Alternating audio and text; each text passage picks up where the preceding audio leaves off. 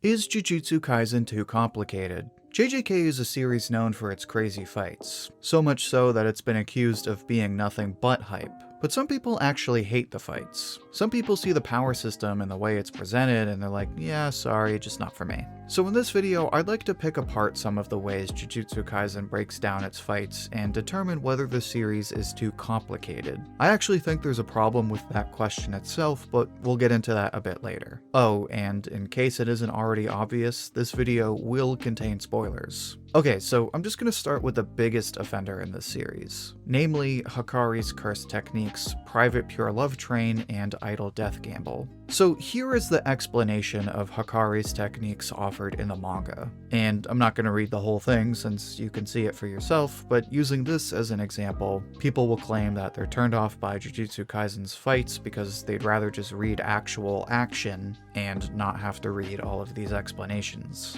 If they wanted to read all that, they'd buy a novel. And to that idea, I basically have two responses. First is the fact that you don't need this explanation. See, somebody will be like, bro, I don't want to read all this, I just want to see the fight.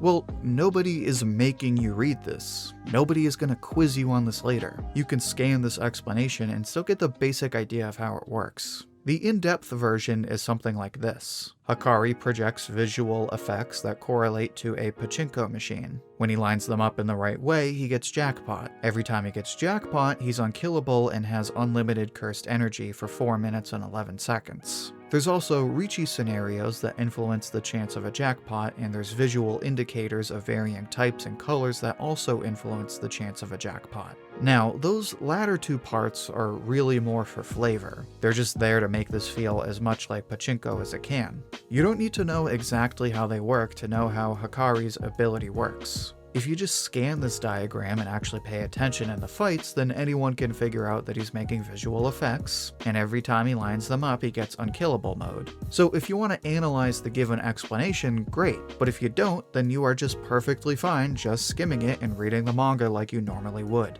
Even Hakari's opponent in this fight is like, bro, you're nuts if you think I'm reading all that. So nobody is making you do that. The second issue with this take is one that gets overlooked and misinterpreted. But before I say more on that, make sure to like the video if you're enjoying it so far. It's the easiest way to support the channel, and it helps spread the video to other viewers like you. Okay, so the other problem with this take is the fact that people are pointing to the wrong thing. As we just explained, Hakari's ability really isn't that complicated when you break it down. It has a bunch of moving parts, but it's actually pretty simple when you take the time to carefully read it. I think what people really have trouble with isn't the nature of the ability. Rather, what bothers them is the presentation. In other words, not how the ability works, but the manner in which it's explained. Which at first, yeah, when you turn the page and see this, you might be inclined to skip it if you just want to see a cool fight. And this ties in with a lot of other examples people cite in JJK when people say they don't like how wordy it is. There will be other scenes when the characters really aren't explaining something all that complicated. But there's a level of dialogue to the point where a lot of people feel like there's just too much. That they'd rather see how it works and not have to have the other characters explain it to death. For example, you get this when they explain how their curse grades work. Or more recently, you get a lot of this in the fight between Gojo and Sukuna. The two characters are fighting, and there's a ton of dialogue from the other characters dedicated to explaining everything they do in the fight. So this is where we get into the real problem. It's not, oh, this ability is too complicated, or oh, the series is too complex. It's, bro, guy's writing a book and I want to read manga. And to be perfectly honest, this is a perfectly legitimate complaint. I think generally it's perfectly reasonable to be critical of a manga that relies too heavily on dialogue and/or exposition. In a medium that relies on both pictures and the written word, if all you do is put pages where most of the panels are words that take up the whole page, then you're not using the medium to its full capacity and you're going to lose people. If you're marketing a story as a manga, then don't suddenly turn it into a light novel. That being said, there's another end of this spectrum as well. At least series like Jujutsu Kaisen aim to include all of the important information in the canon story.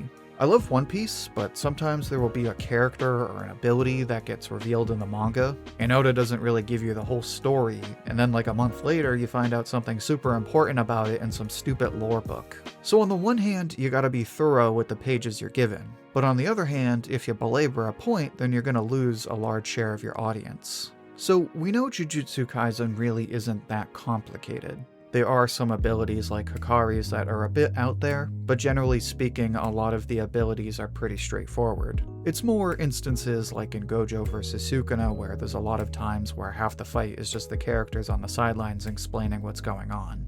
So now the next question is this: is Jujutsu Kaisen too wordy? And to that I'd like to refer to Hunter x Hunter, specifically the current arc.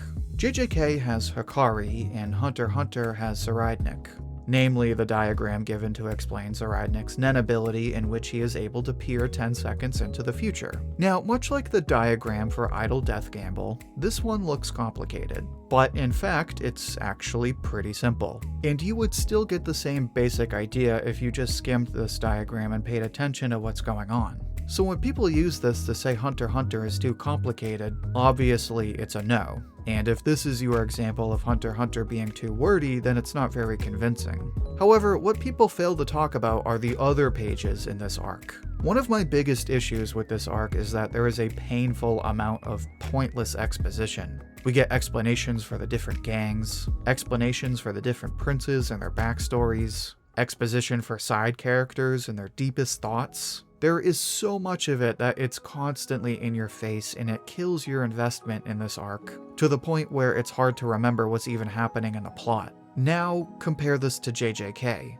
So again, let's talk Sukuna versus Gojo. True, we do get a lot of explanations from the side characters, but at no point does this ever break the pacing of the fight. All this is doing is making sure that we can follow all of the high-level stuff the two characters are doing, so it's not just action, action, action without readers knowing how any of this works. Is it a bit wordy? Yes, but it works fine. And this is kind of where I lose people who say that Jujutsu Kaisen is too wordy or too complicated. If you think it's too complicated, then I urge you to take one small minute to just pay attention. When you do that, you'll soon realize that none of it was really that hard to understand in the first place. You just don't want to spend the time to think about it and label it too complicated.